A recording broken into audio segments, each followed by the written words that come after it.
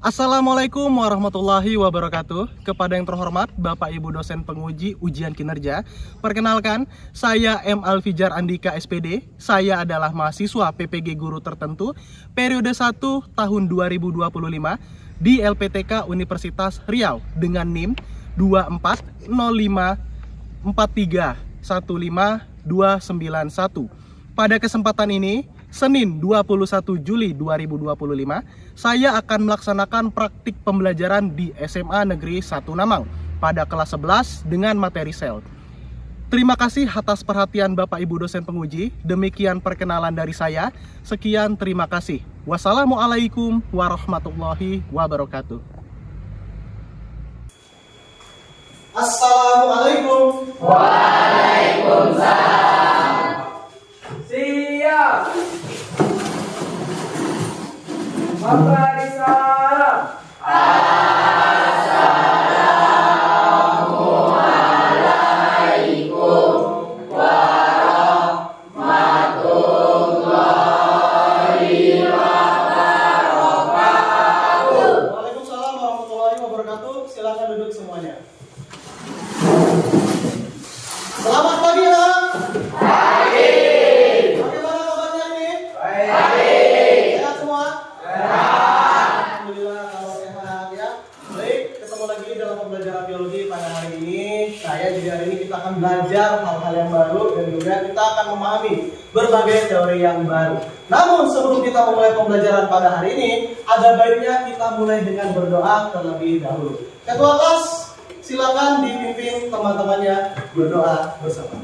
Baiklah teman-teman, sebelum kita mulai pelajaran pada pagi hari ini, kabarnya kita berdoa. Berdoa dimulai. Amin. Selesai. Ya. Nah, jadi tadi kita sudah berdoa. Harapannya adalah ketika kita berdoa, kita akan dipermudah dalam proses pembelajarannya, menyerap informasi dan lain segala halnya dilancarkan. Namun, selain berdoa, kita juga perlu mengecek kerapihan kita. Sebelum Pak cek kerapihannya, Pak tanya dulu nih, siapa yang tidak hadir pada hari ini? Hadir semua? Hadir. Artinya semuanya disiplin ya. Beri aplaus dulu untuk kelas. Baik, sekarang Pak mau minta, coba semuanya berdiri. Kemudian dilihat bajunya, kemudian seragamnya, kemudian tatap temannya di kanan dan kiri dengan penuh perhatian. Apakah pakaiannya sudah rapi? Kalau dirasa sudah rapi, silakan duduk kembali. Oke, sudah siap untuk belajar semuanya? Iya. Nah, di depan Bapak sudah menyiapkan suatu presentasi. Kita akan mempelajari materi tentang sel. Nah, apa saja yang akan dipelajari? Oh, terlalu cepat. Kita tes dulu ya untuk kesiapan belajar kalian. Nah, ya. Apakah kalian siap untuk belajar? Kita cek dulu satu persatu. Di sini ada 3 emot, ada bahagia, ada sedih, ada berbunga-bunga. Mana tahu di kelas ini ada yang belum siap, ada yang sudah sangat siap, ada yang lagi patah hati. Ya. Coba ada beberapa orang yang mau coba untuk mengungkapkan bagaimana perasaannya hari ini, siap untuk belajar. Ayo, ada yang mau coba? Pak, Oh ya, silakan. untuk hari ini perasaan saya cukup bahagia karena akan mempelajari materi yang ada di biologi bersama teman-teman semua. Oke, tepuk tangan. Nah, kita pertama-tama akan coba untuk bermain ice breaking. Ice itu dalam bahasa Inggris apa? Es. Breaking apa? Pecah. Jadi mecahin es kita. Oh tidak. Jadi kita di sini akan bermain untuk memecahkan suasana ketegangan di sini ya. Oke, kita akan coba bermain tepuk tangan pagi, siang, sore, dan malam. Sudah pernah dengar? Oke, kalau tepuk pagi artinya 1 kali. Kalau tepuk siang artinya 2. Kalau tepuk sore artinya 3 kali. Kalau tepuk malam? Diam, karena orang tidur. Siap? Siap. Oke, kita coba. Semuanya silakan berdiri. Dengarkan aba-abanya. Tepuk malam, tepuk pagi, tepuk siang, tepuk malam, tepuk pagi, tepuk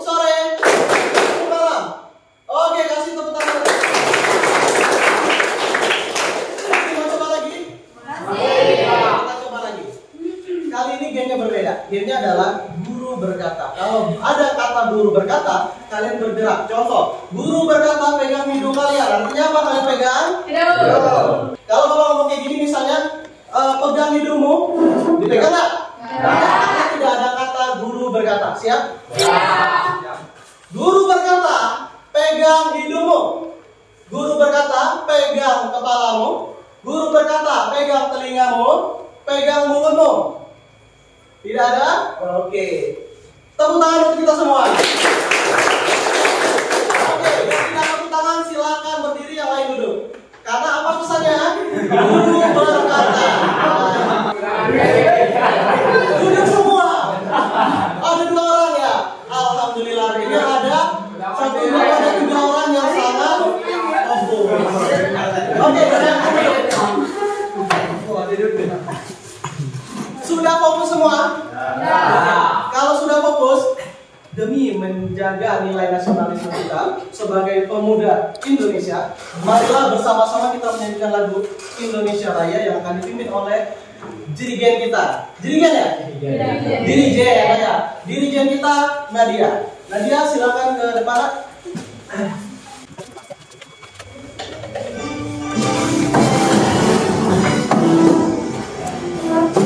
Indonesia tanah airku, tanah tumpah darahku. Di sanalah aku berdiri, jadi pandu ibuku. Indonesia kebangsaanku, bangsa dan tanah airku. Marilah kita berseru, Indonesia bersatu.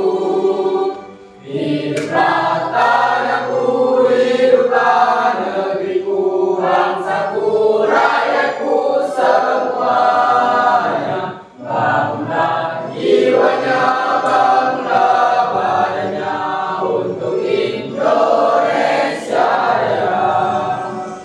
Indonesia Raya, merdeka, merdeka, tanahku, negeriku yang ku cinta. Indonesia Raya, merdeka, merdeka, hiduplah Indonesia Raya. Indonesia Raya, merdeka, merdeka, tanahku, negeriku yang ku cinta. Indonesia Raya, merdeka, merdeka, hiduplah Indonesia Raya.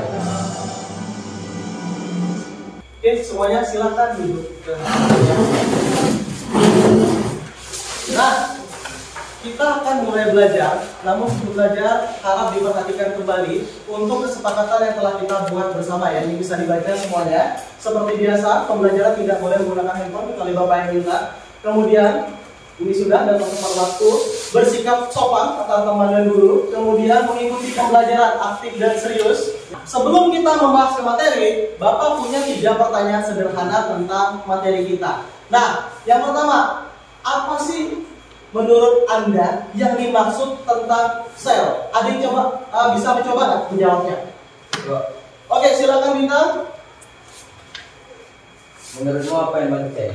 Sel adalah unit struktural dan fungsional terkecil dari makhluk hidup yang terdiri dari berbagai komponen, termasuk organel dan sitoplasma, yang bekerja bersama untuk menjalankan fungsi kehidupan. Oke, tepuk tangan dulu. Ya, jadi menurut Bintang tadi ini adalah unit struktural terkecil. Artinya bisa dilihat pakai mata nggak? Tidak. Harus menggunakan alat. Apa alatnya? Mikroskop. Oke, pertanyaan yang kedua.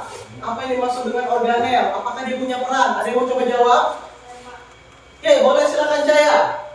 Organel adalah struktur dalam sel yang memiliki fungsi spesifik seperti mitokondria untuk menghasilkan energi, nukleus untuk menyimpan informasi genetik, dan ribosom untuk sintesis protein. Oke, luar biasa. Terakhir, penutup. Ada yang bisa mencoba menjawab mengapa kita perlu memahami struktur sel? Silakan, Clara. Memahami struktur dan fungsi sel penting untuk mempelajari masalah kesehatan atau penyakit karena perubahan pada sel dapat mempengaruhi seluruh sistem tubuh dan menyebabkan berbagai gangguan kesehatan. Oke, kasih tepuk tangan dulu. Oke, nah sekarang Bapak akan menguji kalian. Nah, ya boleh sekarang silakan semuanya dibuka cabutnya. Kita akan coba untuk bermain sebentar tentang sel. Nah ya, cukup 3 menit. Nah, kita akan bermain permainan. Oke, silakan bergabung. Di depan sudah akan tampil tim. Oke, silakan bergabung.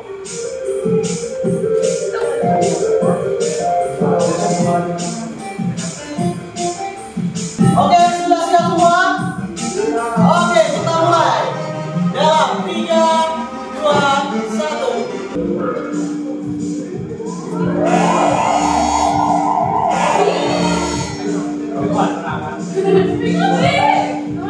Bagi dua.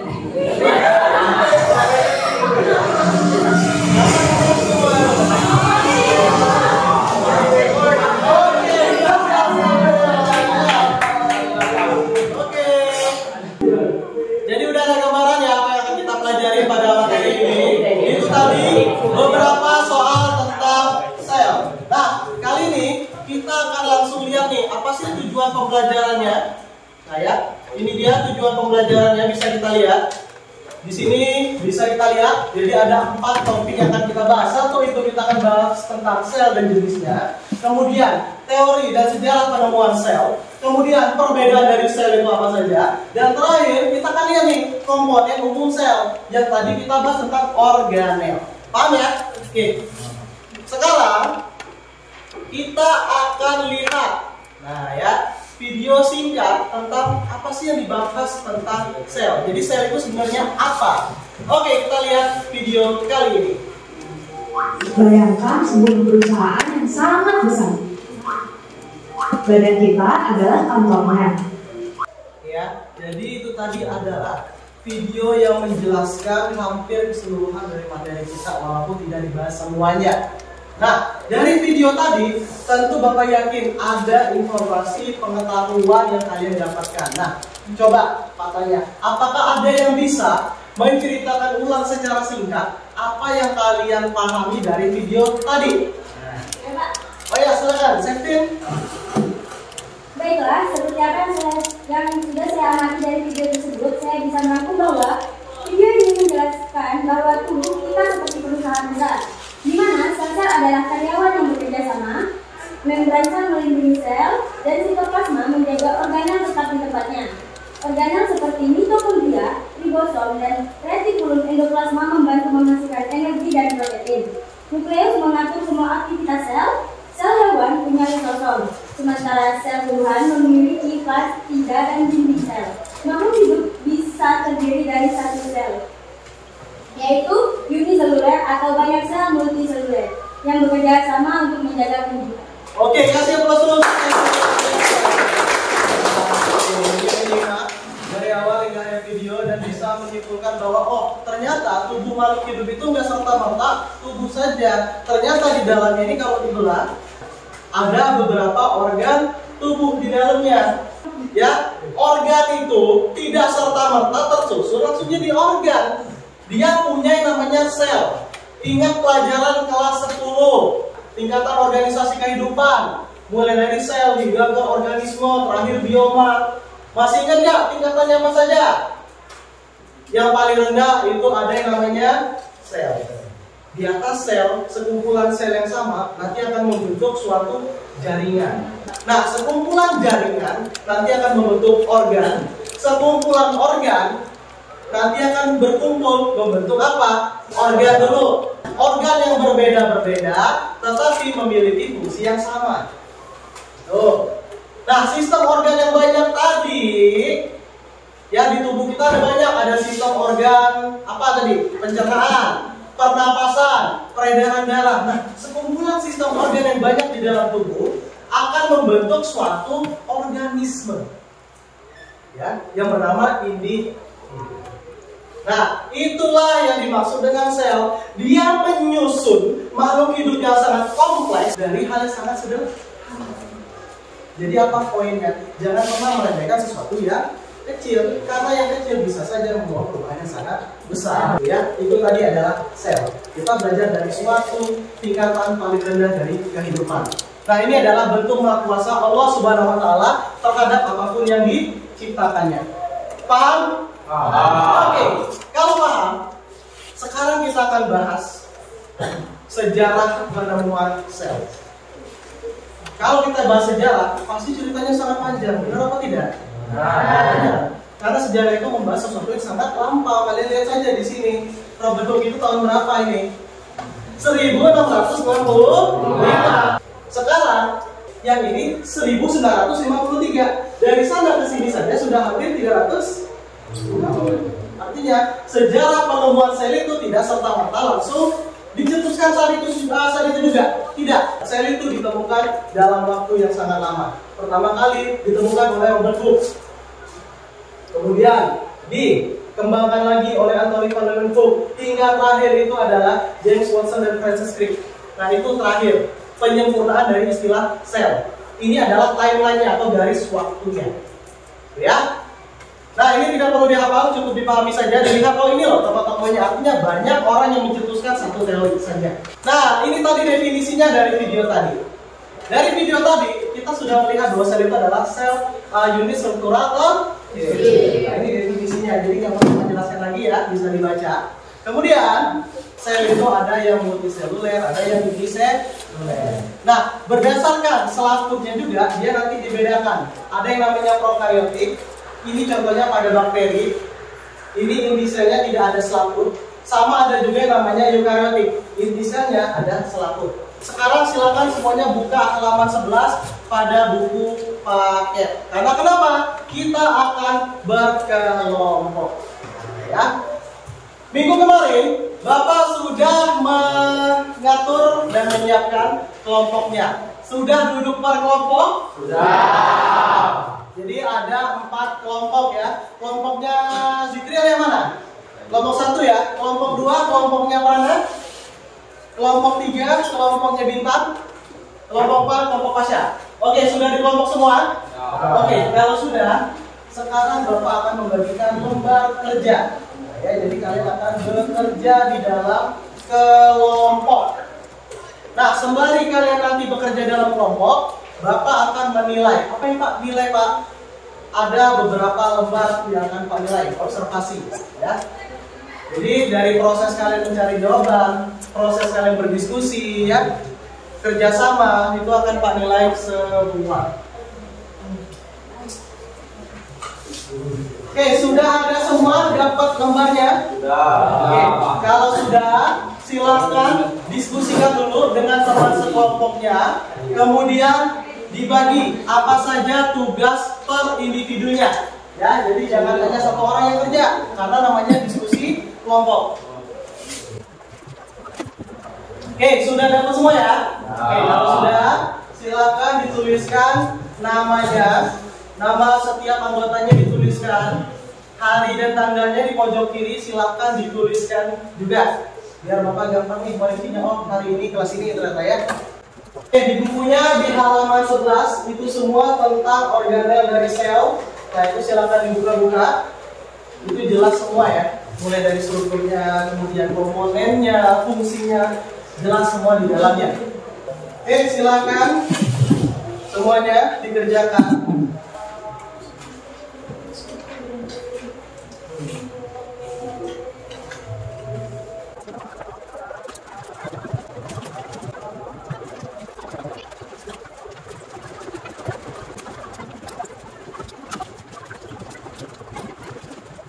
Habis ini kita akan presentasi. Nah ya, jadi nanti Bapak akan minta satu kelompok untuk maju dan mempresentasikan hasil diskusinya nih tentang soal-soal yang sudah dijawab, dijaring bersama, didiskusikan bersama. Nanti presentasi ke depan, singkat aja ya, 15 menit itu nanti sama sesi tanya jawab. Ya. Sekarang Pak tanya. Adakah kelompok yang siap untuk mempresentasikan hasil diskusinya? Kelompok di sini siap? Yang di sini siap nggak? Situ? Siap. Ini siap? Oke, silakan kelompok dari Azril maju ke depan mempresentasikan hasil diskusinya.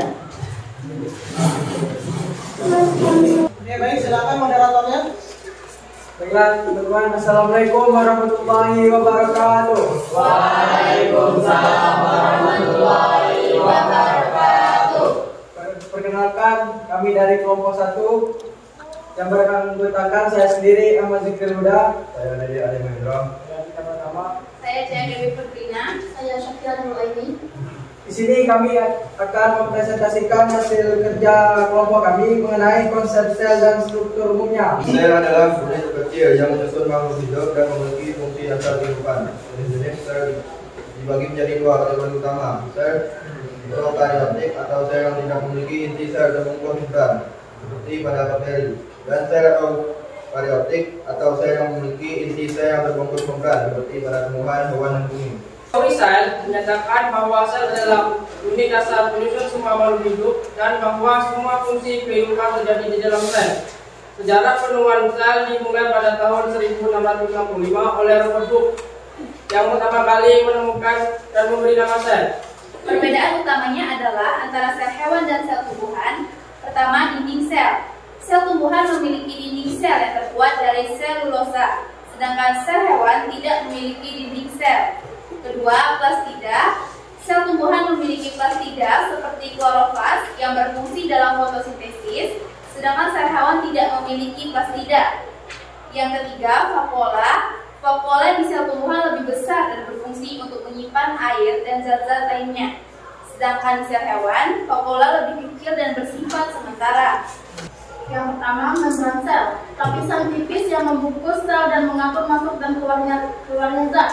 Yang kedua, sitoplasma, cairan yang ada di dalam sel yang mengandung organel dan tempat berlangsungnya berbagai reaksi kimia. Yang ketiga, inti sel, bagian sel yang mengandung materi genetik atau DNA dan mengatur aktivitas sel. Perbedaan dasar antara sel prokaryotik dan eukaryotik. Yang keempat, sel prokaryotik tidak memiliki inti sel terbungkus membran. Materi genetiknya tersebar di dalam sitoplasma, contohnya bakteri. Dan yang terakhir, sel eukaryotik memiliki inti sel yang terbungkus membran dan organel-organel di dalamnya jelas terorganisir, contohnya sel tumbuhan dan hewan. Baiklah teman-teman sekalian, itulah hasil diskusi kami. Kalau teman-teman sekalian belum memahami apa yang kami presentasikan, silakan ditanyakan. Baik, silakan. Perkenalkan, saya Nadia, saya perwakilan dari kelompok 3 ingin bertanya, apa sih perbedaan dari sel prokaryotik dengan sel eukaryotik?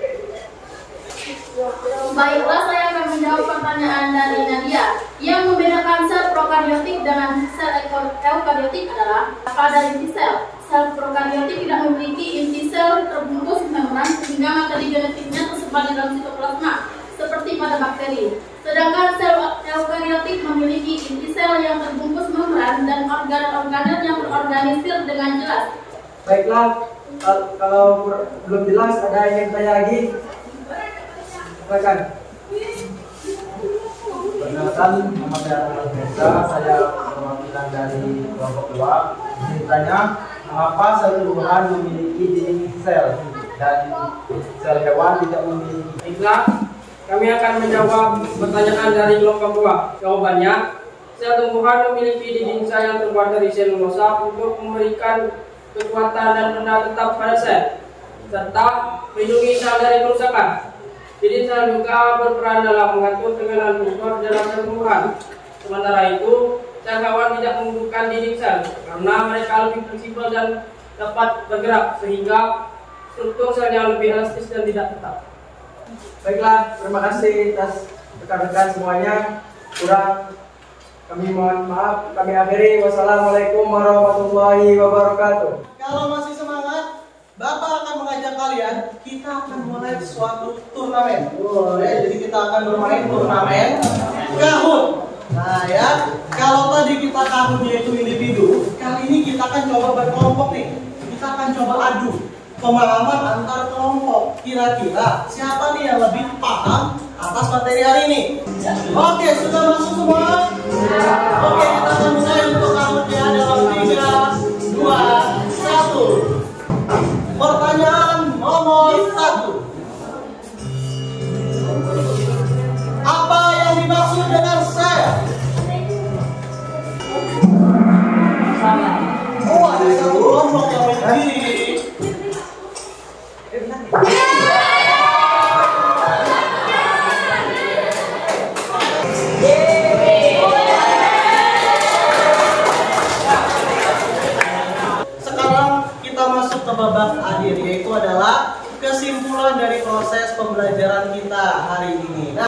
kira-kira apakah ada yang bisa menyimpulkan proses pembelajaran hari ini?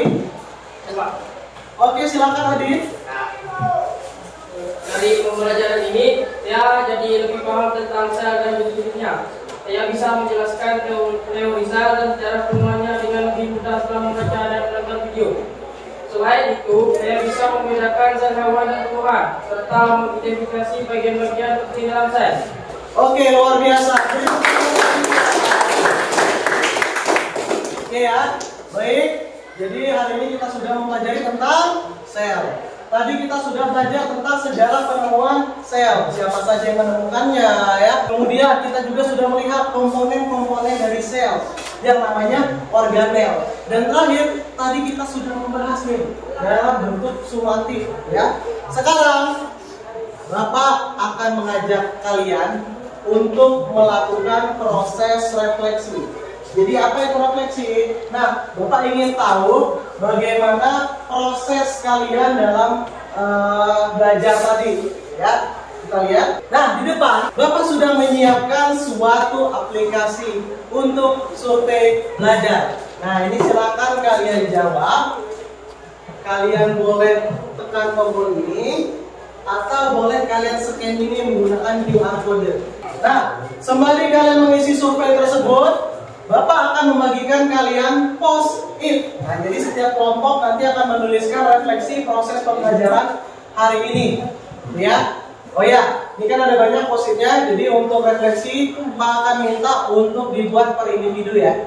Silakan ditulis, cukup 2. Jadi ada apa yang kalian pahami tentang sel. Kedua, apa pengalaman belajar kalian hari ini? Menyenangkankah ataupun kurang menyenangkan atau belum paham? Ya. Silakan boleh diisi. Oke, sudah dapat post-it semua? Oke, kalau sudah dapat post-it semua, silakan kalian ambil kertas selembar dan kalian tuliskan di atasnya kelompok, misal kelompok 1. Nah, setiap post-it tempel di kertas tadi. Ya, jadi per kelompok tergabung dalam satu lembar. Oke, silakan kalau sudah tempel semua di kertasnya, Pak akan ambil kertas tadi sebagai bahan refleksi atas pembelajaran yang telah Bapak lakukan hari ini. Oke, baik, silakan dikumpulkan. Oke, sudah semua ya. Terima kasih atas refleksinya. Semoga akan menjadi bahan pertimbangan dan perbaikan Bapak ke depannya. Nah, untuk proses pembelajaran kita pada minggu depan, Bapak sudah menyiapkan tugas berdasarkan pembelajaran hari ini. Nanti di rumah, silahkan kalian buat sebuah poster. Nah, ya posternya menggunakan aplikasi Canva. Ini ketentuan tugasnya.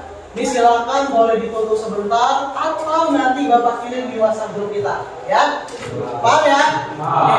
Waktunya minggu depan. Tugasnya bersifat individu. Baik, ada pertanyaan?